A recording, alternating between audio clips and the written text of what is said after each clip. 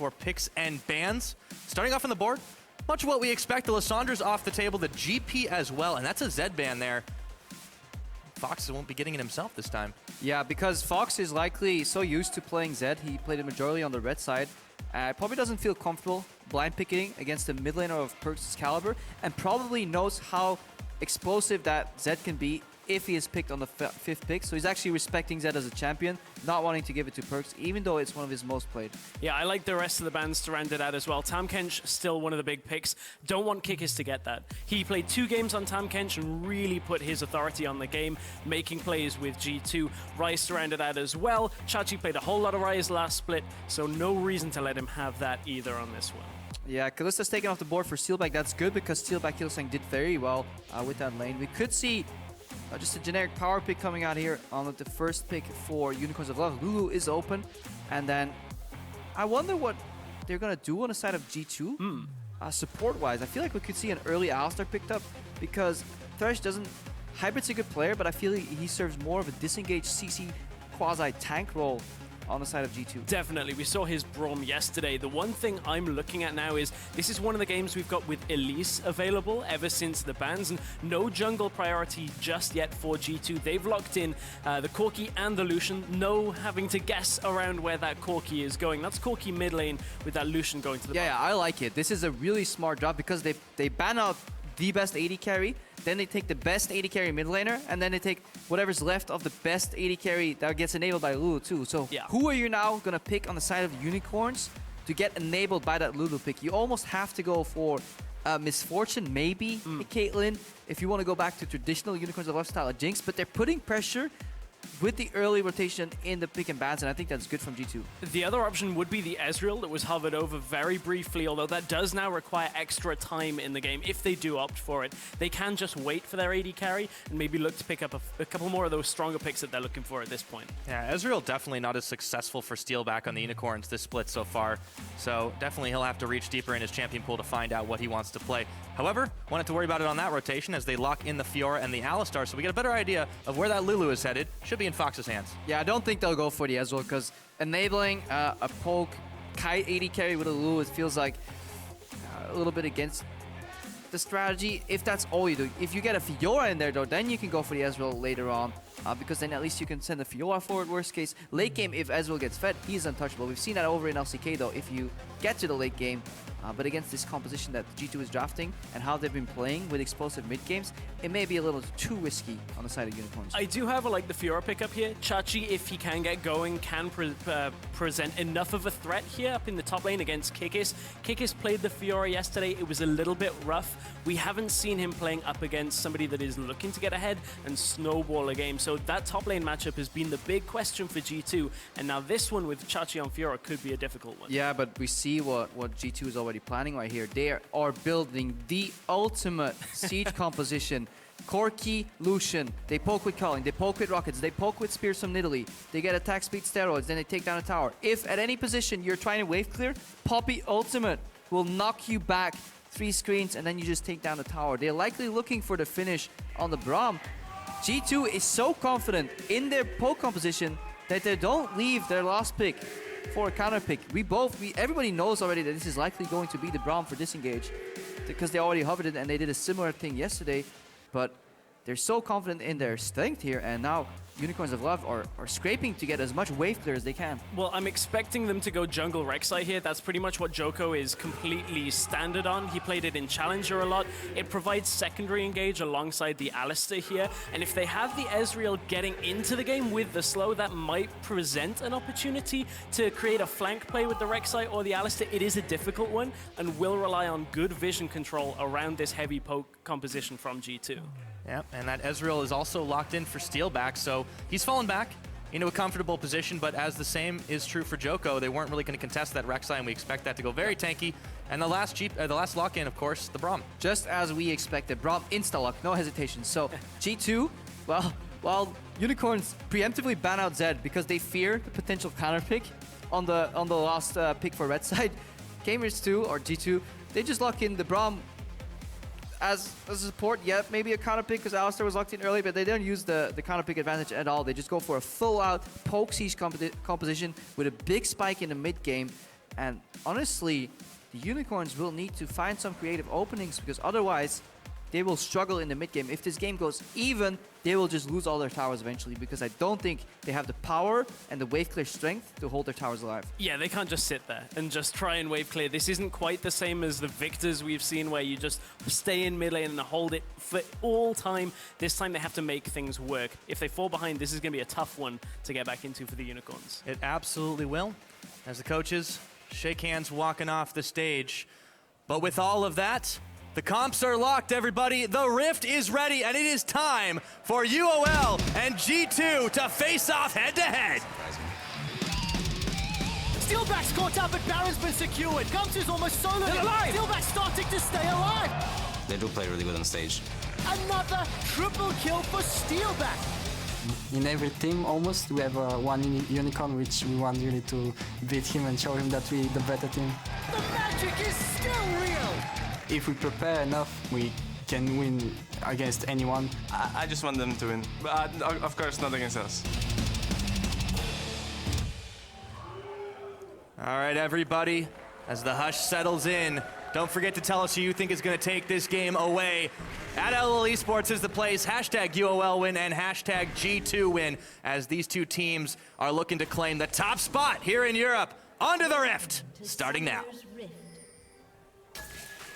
As we can see, G2 grouping themselves up, getting that top side vision. This is a bit of a departure from what we have seen from other teams, looking for just kind of spreading out to try and get the early wards to spot the lane swap in the top side of River. They've not left them yet, and getting real deep wards now into the Unicorns side. So really wanting to spot out what the early game play is. Yeah. I wish the Unicorns did the same approach as they took against Fnatic, where they hit their bot lane early, deep in the lane, because G2 likely just won the lane swap, not for the particular matchups. Poppy into Fiora, skill matchup with jungle influence. Bot lane, both of these matchups are fine farming. But if you go to the bigger picture, a lane swap means longer lanes, accelerated game, towers already down. If side lane turrets are down, it is way easier to force a rotation into the mid lane and get that final tier 1 tower down. So I believe that G2 is looking for the lane swap here. And we've seen how much trouble teams have had trying to get that tier 1 tower with the Corki there. He has so much lane presence and the ability to just clear out everything that's pushed into him very quickly. So it's going to be a tough one here if G2 can manage to hold that turret. Interesting decision though. They didn't spot any enemies and they path back into their Gromp blind. That is incredibly risky from G2 overall. Yes, they have control over one side of the map, but then they relinquish that and just face check into their jungle. They don't get punished though. Unicorns not taking a camp on their own. Experience advantage on the bot lane. It does look like we do get a 2-2. We do get those standard lanes, and as you mentioned, G2 were not punished for the risky decision-making. Steelback and Hylissang were a little more interested in starting the farm up, and Hilly's going to go ahead and try to push Hybrid and Emperor away. Yeah, he's starting W, and man, this is the trading potential now of Lucian and Braum. Already low. I mean, at this point, remember, they're going to level up. If they got all experience to level up after 2 range creep, maybe they missed the melee. But good chance that Emperor levels up right here. No, he did miss 1 melee creep, so he needs 1 more. But at that point, look here, level 2. And Steelback and Hylissang right now, they need those 3 melee creeps. 2 more. They're getting poked out and zoned. That exhaust already. Look at the top lane, though. Chachi is taking a lot of damage from Kikis. The big hammer coming in handy. Well, this is something similar we've seen in this matchup. Kikis, once he's got the buckler available early on, he's able to take a little bit more control of these trades just from having that shield. But Chachi did have to burn that teleport to get up to this top lane to make sure he was keeping up with Kikis when it comes to experience. Yeah, and due to the way the level 1 played out, as we see Hylissang frantically trying to knock people around with W level 1, due to the way the level 1 played out, Fiora actually started double jungle on the bot side of the map because they expected the forced lane swap by G2. Therefore, Fiora had to teleport into the top lane. Kikis was already in that lane, reaps the benefits, gets the push, gets a trading, and now has teleport advantage available too. So winning top lane, winning bot lane, and the strongest mid-game spike mid laner in Corki in the mid lane for G2, off to a good start. I'm wondering where this now snowballs into, or at least trickles down. If Djoko can manage to sustain himself up and look to maybe go top lane, there is, however, a ward from Poppy. There was an opening when Nidalee's bot side, where Rek'Sai could have looked to come top. Kikis recognizes that and has warded it out, so he shouldn't die in this situation. Take a look. Djoko starting off quite easily early enough. Always goes that very tanky Rek'Sai. We don't expect him to necessarily be having a lot of damage, but they don't need it since they've got a lot of artificial tankiness on the side of Unicorns as well. Yeah, Djoko, if he does go for the top lane gank, he relies on closing the gap. and then going for the knockup. But obviously, Kikis has Steadfast Presence available, is true. which cancels the tunnel entirely. So we'll need to see how that plays out.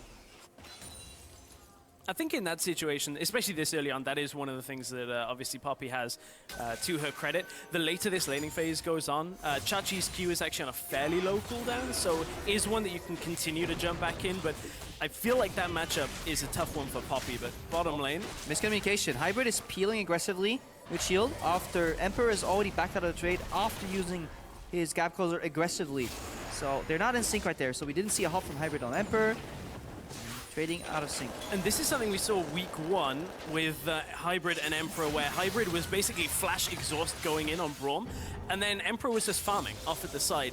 There was that miscommunication and potentially that language barrier, but seemingly G2 have crossed that bridge and seems to be an okay situation for the most of the game. But that was another example where it just starts creeping in. You never know when that is going to be the tipping point. We'll take a look at the top lane matchup since Chachi and Kikis have been trading a lot back and forth. Kikis showed yesterday that he could play something that is not a tank, even if that Fiora was mostly used for the split push and farming down bottom side. He's definitely holding his own against Chachi this time around. He did show some weakness in that matchup. Got solo killed by the Malphite. Played the rest of the game well, but in the laning phase, has to work out a little bit on that solo laning. This time though, he did get a good start. But despite good starts in both top lane and bot lane, the CS has pretty much evened out in both scenarios. Obviously, Ezreal is a good champion to play from behind, can safely farm. Hylissang with some points in heal can definitely keep his AD carry alive. So far, not a big advantage from G2. But again, we're waiting for that mid game where they will group on these towers, initiate the group siege plays. And that's where safely farming for an Ezreal doesn't really count for too much, because he can't wave clear as well as a lot of other AD carries. But it's top lane that the action could come out. Djoko is looking for that tunnel in on Rek'Sai. You said it already. Steadfast Presence is there to deter this gank if he looks to go in. He could flash unburrow and maybe spot Kikis before this actually goes. Here he goes. There's the riposte. That was A little hammer shock though.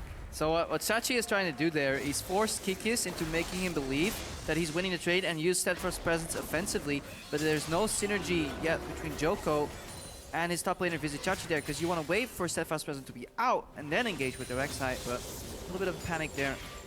Yeah, that was really awkwardly timed. The Steadfast Presence was already there, and then he burrows in. It's like, that's just kind of unfortunate at that point. And Kikis gets himself a pink ward from it as well. But Djoko, not to be deterred, has gone straight into the enemy jungle. They know that Nidalee was on the bottom side, so he's just looking to take as much as he can from being top side and try and slow down Trick.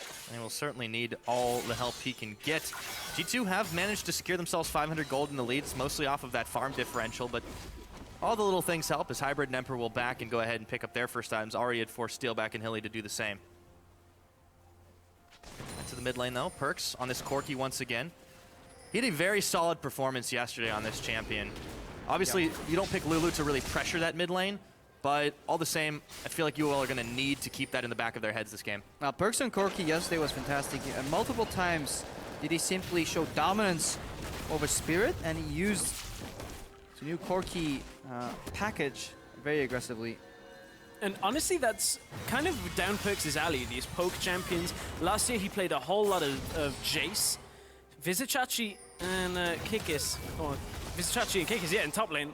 Yep, Chachi is barely able to escape from that one. It really looked dire for a minute when Kikis was able to spend the ult. Yeah, and the way we saw that engage take place there is you E forward, instant ulti for the knockup, to then gain distance. That's the way Poppies really want to play. And incorporate that just suspension to really get advantage in the lane. But then later on, it takes another dimension. When you're sieging, you can actually go for the full channel. You force people to walk backwards. Either they get hit by the Poppy ulti, or they stand out of range. Regardless, you have zone for turrets. If not, he's already winning the matchup there in the top lane. So Kikis, good performance right now. But behind Emperor and Hybrid and is teleport. Djoko. Pair of teleports. This is about to get messy. In comes...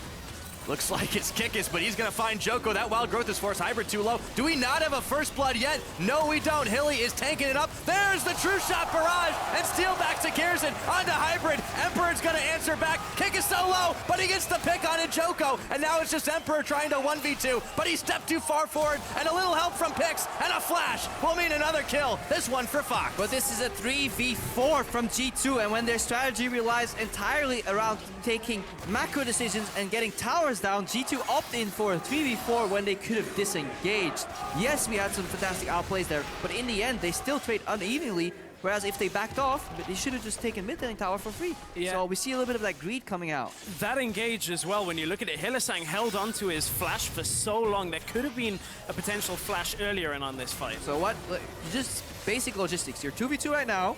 The jungler comes in. You're 3v2. You see the teleport, and yours comes in. You're 4 versus 3. At this point, when you get the kill on Djoko, imagine if they just back out right here. Look in the mid lane. PerkZ has complete control over that mid lane. You can even send you a jungler top to hold, but just bad logistics management and Emperor believing in the outplay. But in the end, you go 3 for 2 on that play, and that is, in my opinion, still a misplay. Good execution of the 4v3, but it's the wrong play to take. And I actually think that Kikis could have easily cancelled his teleport as well, because the teleport is enough to make Unicorns start backing away, because you have to respect whoever's turning up. Yes, they knew they still had the numbers advantage because of their own teleport, but for G2, that was never a fight they were going to take if it's 3v4. It only works if you tell your team in time, though. Otherwise, they believe that you're coming in. And so PerkZ here looking for another package. Big jump on over. He finds Fox, who will hit him with the Foss bomb, but not enough to take more than a bite out of his health bar. And he gets the Valk right back on up. So another solid move, but this time Fox was able to dodge away from most of the damage.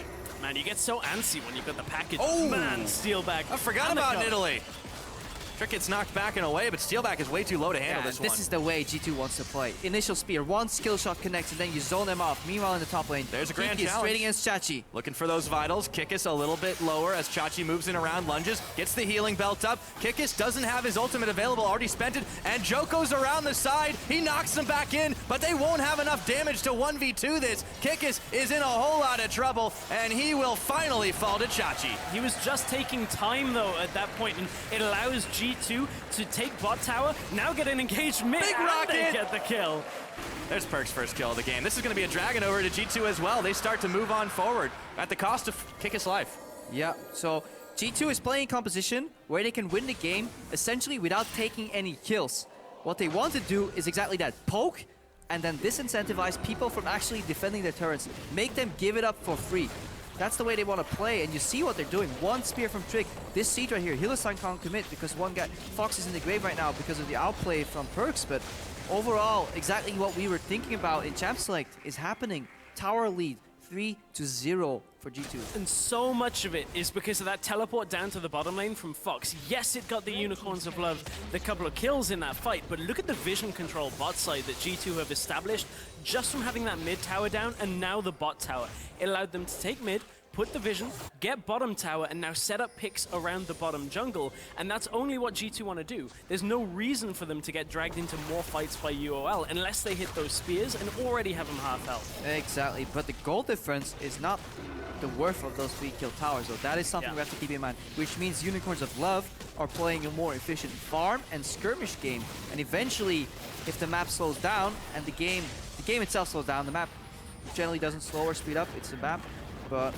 oh, Trick. He was wishing things slowed down for just a second. True shotted, but Djoko gets the kill on him. So if things like these keep happening, where random little pickoffs get the Unicorns back in the game, they will eventually take those towers back and use that gold lead that they got from the pickoffs, and then G2 is in trouble. Well, this is Unicorns reacting to what G2 are attempting to do next. They're saying, okay, well, our out to top tower is the only thing you can take realistically, so we're going to move everybody topside, take the Rift Herald, put the vision out, and then pick somebody off as the first members of G2 are coming up to the top side. That's what they've done, and if they can continue to do it, they should be able to hold on for a little bit longer and get these skirmishes. Problem is, it's only Steelback up here, and he doesn't realistically have the wave clear to do this alone, so he has to back away. Yeah, he doesn't want to give up on that Rift Herald buff that he was able to secure. They will have a little extra. Djoko is sending out the Void Rush, but he's only able to come halfway up the river. Hopefully that scares G2 off. With the help of Hilly, it looks like it does, but still, a lot of vision, a lot of focus for G2 on this top side, as it is the obvious thing for them to take.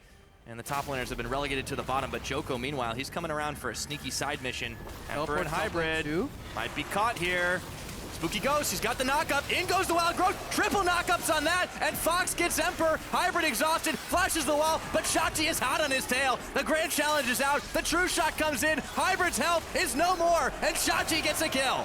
Djoko is unfazed playing on this stage. He ults to the top side, goes into the Rift Herald pit, tunnels to where he knows he's clear on a ward, and sets up for a flash and burrow on 2 players from Gamers 2. Very impressive out of his Rek'Sai, and we said that's what he's comfortable playing, and it doesn't look like the stage is doing anything to him. Yeah, the more impressive part is that he altered the pathing. So he showed up at a direction, as we see Kikis here, knock Chachi into the wall. Too much is terrain. still down. Chachi shut down. That's courtesy of Kikis and a little help. So this is the reaction play from G2 on that play from Unicorns. They're overreaching here in the top though.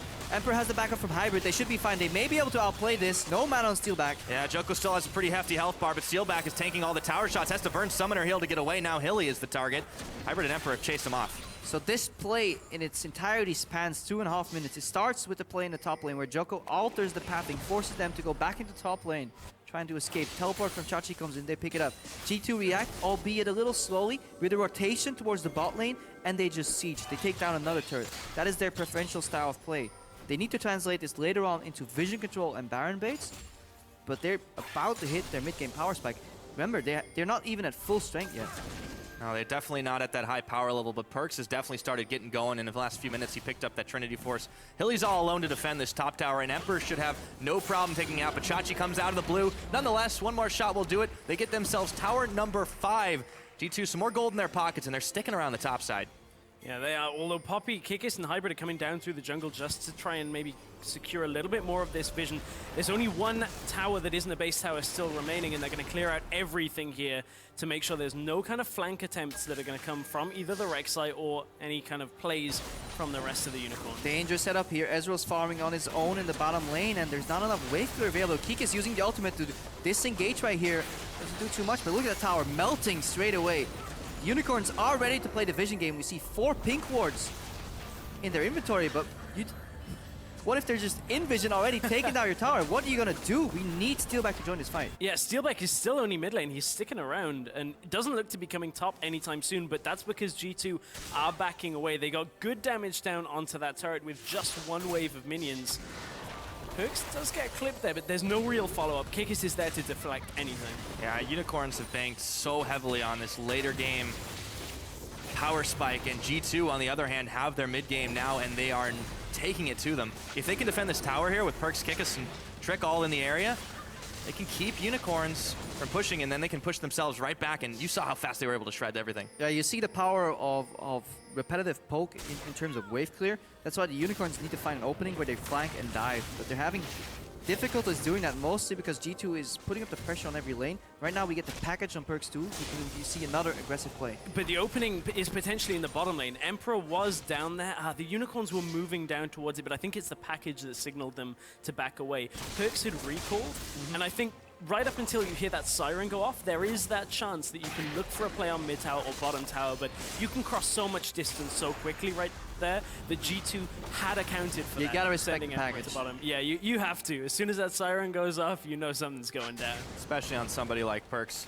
1-0-1 in this game, but still, as he showed yesterday, he can surely shine on non-assassin champions as well. Was really curious to see how he'd face off against Fox, but Fox himself has gone the more utility role, and his Lulu has actually been quite solid this game as well. Yeah, he's done wave clear, but in team fights, obviously the Unicorns shine. They definitely, once the fight starts and everybody is within, say, battle range, obviously the Unicorns' composition will thrive because that's what they're built to do. Fiora is a great duelist, either 1v1, but accelerated by Lulu works too. But G2, they actually just don't want to fight. They want to poke you, make it so that if you do opt into a fight, it's almost a guaranteed loss. So complete contrast in team compositions here. UOL going for the consolation prize here. The Rift Scuttler, or Rift Herald for Dragon trade that we see teams kind of take because it's available and they got nothing else. But they're doing this very slowly, and the rest of the G2 are on their way. A little bit of indecision from Unicorns of Love. Doesn't actually net them that Herald. Yeah. I mean, now it's up for G2 if they can take it in the next minute and a half. That actually makes their siege significantly stronger, just from that extra auto-attack speed on the minion. Yeah, there's extra auto-attack speed. The biggest part of the buff is really the movement speed. That allows your poke champions to actually get in positions that you're not used to them getting in position for. Like the little extra sidestep that the Nidalee gains in that distance, you know, that may be enough to get in a position for a good spear. The minions itself, they're not tankier, so they actually get ruined by wave clear a lot. But hey man, all bits help in the siege comp. And it's really going to work for Unicorns as a stalling tool, but not if they don't take it. G2, sensing the moment of opportunity in the contested vision zone, will go ahead and secure it themselves. Fox was coming in to check, but that's immediately going to prompt a culling out of Emperor. There it's taken. Took a little longer than I thought. PerkZ will be able to pick it up. And G2 still look like they're committed to this topside push. Yeah, if the Unicorns can hang on like they're doing right now until, say, minute 26, 27, then they're in the game. But Kikis right now, It's a seeing duel. how this matchup plays out here. No challenge just yet. Hang on, we see Hylissang rolling to the bottom lane, no vision. Kikis has to respect. He's going to run into the cow. Oh, knocks him against the wall to start things up. And Kikis gets knocked over it. But right into Fox. Unicorns. Is he going to send the hammer out? It knocks a couple away. Then he turns on to Steelback. well played. PerkZ is coming in, and he picks up Steelback right off the back of that one. Djoko can't take this for long. A double kill to PerkZ. Hylissang, unbreakable will, but how unbreakable is he? Got to flash away. And PerkZ above of your screen right there, chasing Fox, and what a beautiful team fight here from G2. Creative use of the Poppy ultimate, and then knocked back into the wall, completely surprising Unicorns. Fox drops down, G2 kill another one. They're in control of this game. And this is the thing, as soon as you can get them split off, going through these small corridors, this is where these siege and poke kind of champions work best. There's so little room to maneuver, and you have the numbers advantage. You can just continue to keep things going. And G2, they came from Challenger. The other team that came from Challenger, Splice, looking on in the bottom of your screen, looking at G2 potentially taking the spot at the top of the table. Hang on. This is risky. This is very risky because they're playing a poke composition, trapped in a little cage here against a team fight comp. This may be the throw that the Unicorns are looking for. Hilly knocks Emperor over, but he comes right back on in. Everyone's low in the Baron pit, but Hilly, he might be the first to fall. No, he's not. Actually, he is. It's going to be Trick that gets taken down. The Baron's low, but they've got no smite. Hybrid's out of there, and Unicorns turn around. Can they pick this Baron up? I think so. With no smite there, it's going over. It goes to Fox. The Unicorns with a big pickup. That is the move that could turn this game on its head for the Unicorns. Now somehow G2 have to try and siege into the Baron buff. Great use from Kikis of that ult. Yeah, just let's watch this again. So that he gets one escape path out of the way. Lulu locks out. He knocks him into the wall right there. Chase onto Djoko, forcing Healy Flash. Fox eventually gets picked off in the top of your screen. Chachi eventually dies too, but then they make the crucial mistake. They go for the spot on 20-minute Baron, which means death timers, they're not as long as you're used to in the late game. And remember, you're playing a poke comp. That means repetitive poke, but that's slow on Baron, and you're playing into a teamfight comp. Thank you, observers, for speeding that up. And look at this. Rek'Sai was up with the ultimate. Fiora's about to come up, and you know her teleport's available. You're keeping track of that timer, so even if the start of this fight goes well, you're gonna get cleaned up by the rest of the Unicorns of Love. Djoko dying here was the maybe one saving grace from G2, but this Baron is so incredibly low. Emperor. No vision. No. Did he have vision? He had 2 wards in there, but was just a second too late running towards the wall to flash in. Yeah. All said and done, though. We're even on kills. But Unicorns are the ones with the Baron in their pockets, and they have a chance to keep this game going as G2's power will wane. And we've talked about this before in different games. Baron is both the strongest tool for a poke and siege composition, but also the hardest counter. Because their strength lies into clearing those minions easily with what? A magic-based poke. Rockets, spears. Yes, the Cullen can tear through a minion wave, but then you can't use it as poke to get people off the turrets. Right now, the Unicorns, they won't be sieged upon, and they can actually siege or go for plays on G2 here, because G2 can't wave clear the wave anymore. Yep, Kikis has to spend his Keeper's Verdict. It just knocks Djoko, or rather, Hylissang way out of the way. Meanwhile, another tower falls, so Unicorns extend their total to 3. That's only half of G2, but they have an outer that should be easy peasy. And they're going to knock it down, but Kikis and Trick are coming for him. Buckler's out. Trick's there. Don't think they have enough damage. True Shot Barrage is in. PerkZ, he can't get enough done either, and that tower's done. The one thing G2 have to be careful of here is getting baited into a fight. If they try and fight while this Baron buff is still on, Unicorns can potentially just straight up end the game. G2 have to focus on not hemorrhaging enough towers that it becomes critical damage to their base, and as long as they keep their inhibitor towers up, they should be fine. Once Baron is gone, grab the package and look to siege again. The problem is the gold gap between these two teams is going to close with every play that the Unicorns are doing, and Unicorns are getting stronger from that time. Yep. Still got the Empowered Recall on. Unicorns still pushing up in the mid side for the moment, but that Dragon's about to come up, and G2 do not want to give the first over to Unicorns. Yeah, Gamers 2 rebounded to G2. Apparently stands for greedy too. Completely threw away that game. Ouch. I guess the G's got to stand for something. Yeah. Last Ocelot.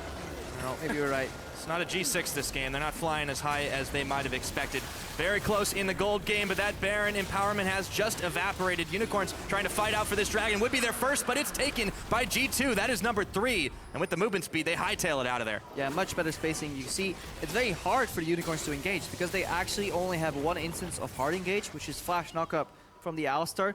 To an extent, flash knockup on Borrow from Djoko, so they need to look for a flank. So as long as G2 has the Unicorns in their sights, they can just poke away, disengage, whittle them down, and then opt in for the fight on their ground.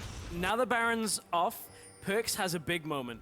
Once he recalls, picks up the package, he's carrying about 1,500 gold right now. He is so strong. With a Trinity Force, Infinity Edge, and an attack speed item on its way, with the package, that would be G2's time to maybe pick somebody off on their own. I still don't think they want the 5v5 fight here, so they're going to wait on that until they have the right opportunity. G2 is looking to repeat what's been working for them. Yeah.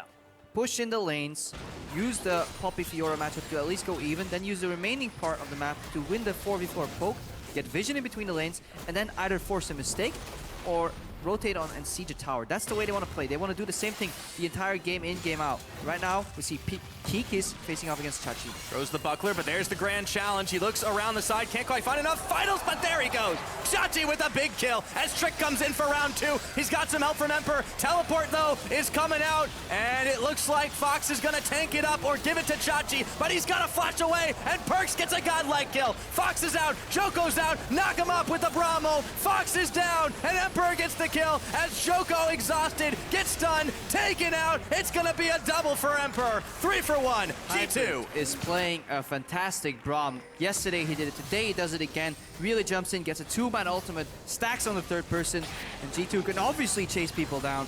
They win that fight. 3-4-1 in total, and right now, yeah, familiar sight. They're setting up for a siege. I mean, for the Unicorns, Chachi had already soaked 3 people up to the top lane. I'm a little confused at why you'd try and continue that fight. You know G2 are fairly far ahead, and as soon as PerkZ shows up, there's very little, resistance that the Unicorns can use to stand up to that. This is an inhibitor tower going down for G2. Hang on though, if they greed for the inhib, we have a flank from Hylissang. That could be the opening they're looking for. Look at how he's waiting for his team members to spawn, and how he wants to TP from Chachi. TP, and they've also got Djoko coming around, but Hilly's already there in the back a little bit early. G2 are locked up, but there's not enough damage. PerkZ picks up a big kill. Grand Challenge is out. Trick is bailing out of the situation. Everyone's low as a shutdown comes in for Steelback. Kikis is knocked into the entire team. A double kill for Steelback now as PerkZ is on the retreat. The Spooky Ghost chased him down. He gets a shutdown on Steelback. Looks for Fox. He's turned into a minion, but there we go. Backing away. The repost is in. Trick is there. Back in the fight. Outplayed by Chachi. PerkZ and Chachi dueling it out. This game is nuts, boys! What a long team fight, and PerkZ managed to stay alive for so long. He was untouched for most of that fight and tried his best in the last little second to micro his way around. Got a good few kills just from his movements through the jungle in that team fight, but ultimately ended up falling. Chachi is so strong right now. Yeah, and we've seen the Unicorns overreach at times like we saw there in the top lane, but their bigger picture strategy right now has been a lot better. Look what Hylissang is doing. They know, the Unicorns understand that this inhib is going down. He is just cutting off the escape route right now. He wants to keep them busy as long as he can. Goes for the W into Q flash to keep everybody busy. Ultimate's not available or late, likely not available, but he stalls time. Djoko gets a 3 or 4-man knockup right now. And this fight, if this spear doesn't connect on Steelback right there, could have been an ace, a straight up ace. But keep your eyes on PerkZ right here. His ability to read when to turn is actually what separates him from many other mid laners here. He's not afraid to go aggressive in a defensive fight. Yeah, it's just impressive. He even dodges out on the riposte and just everything here from PerkZ. If Chachi wasn't quite as fed as he was, I think PerkZ can deal with that. The problem is, Chachi already has himself 3 items with that Sterix gauge as well, so he's incredibly difficult to chunk through. But again, this was a fight. We see Djoko disengage. That was started by a flanking. Hang on, Hybrid's getting caught. I don't think we're going to have to disengage. Really He's knocked over. Fail combo. Again, this was a fight that started with a flank, where members from Unicorns pincered G2. Every fight that we've seen taken by G2 so far, where the Unicorns are all in front of G2, has been significantly lost due to the poke and the trickle damage that G2's poke composition is bringing to the table. Right.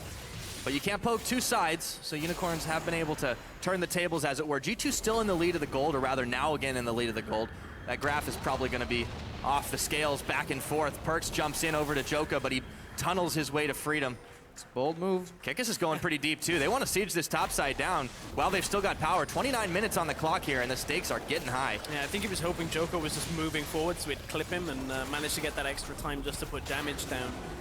But Djoko has his ultimate available. Even if that had happened, he'd be able to get close to the pit, although they have cleared out most of the tunnels that were in the river. G2 trying to make use We've seen this of before. Unicorn's lack of power. There's a ward in the back of this pit, though, and in comes the rest of the Unicorns. It's already gone. Knocked away.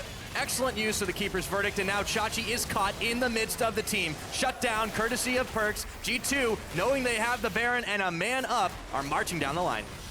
Chachi was damned if he did, damned if he didn't. That riposte would have slowed him too much to have blocked that stun. He was dead in that situation, and now G2, with the Baron buff, it's the big help for the Siege comps. That's just the way Gamers 2 approaches this entire game. They poke you out of an area, deny you the vision, and then when you walk in, you have to get past a Braum and a Poppy ultimate. And that is excruciatingly hard unless you have TP wards from behind. And this time, the Unicorns couldn't get in from behind. They tried the front door, the access got denied, they lose the Baron, they lose their inhib. Their own front door gets bashed in a little bit more as G2 eSports picks up the first inhibitor of this game. And Unicorns are pretty much left to clean up the mess as they back safely to pick up some new items. Trick has, he had a good first 20 minutes of the game, I think, as is always the case with Nidalee when you can get yourself on an even footing. This is when Nidalee starts to quieten down just that little bit once there's a lot of magic resist on the enemy team. The problem is, I think she's just strong enough that you can get those spears, take about a quarter of the health off. Yeah, but if you look at, hang on, the combination of items though, there's a lot of invisible power here from Trix in terms of poke, you don't always see what he connects. And more importantly, when he heals his allies, he grants them 60% attack speed. If you look at the very crit-heavy builds that some of these carries have built up, combined with the Zeke's Harbinger that's been finished on Hybrid, they can enable their carries to carry hard. You may not always see it on your screen, but it's definitely there. So this is one of the few compositions that I actually enjoy watching a Nidalee in. Other than that, I think she's thoroughly overrated in a lot of cases. But in these poke siege compositions, when you have disengaged tanks on your support and top lane, it is actually a good pick. And overall, that poke comp has been working wonders to siege down towers as well.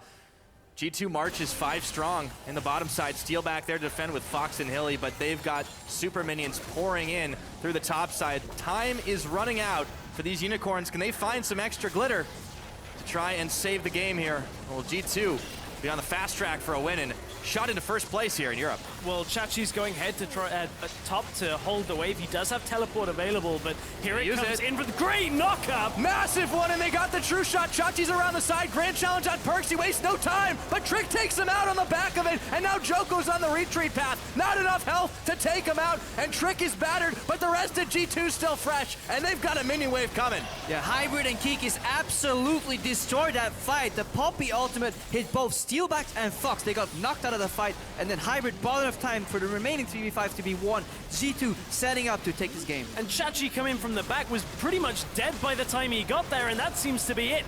G2 are looking for the win. 32.5 minutes on the clock. Unicorns tried their hardest, and they nearly brought it back a few times, but in a heart-pounding game, G2 are looking to finish it off. Djoko holding the line. Steelback, the last man standing. That's gonna be it. G2 eSports with the victory.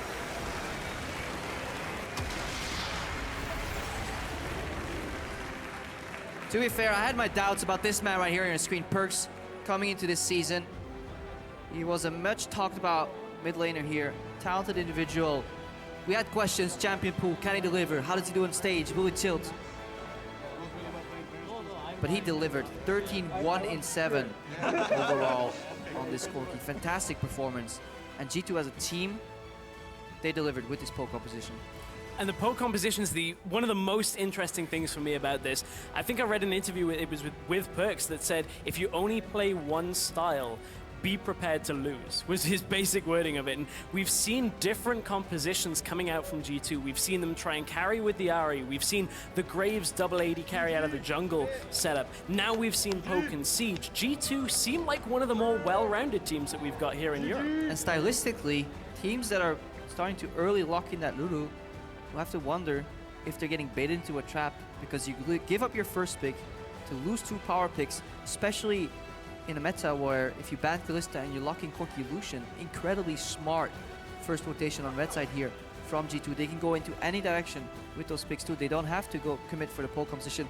And that, honestly, from Youngbuck as a coach, many people were doubting him.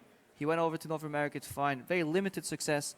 And in his second coaching debut almost, he is leading this multinational G2 into what's becoming a good micro and macro team. Yeah.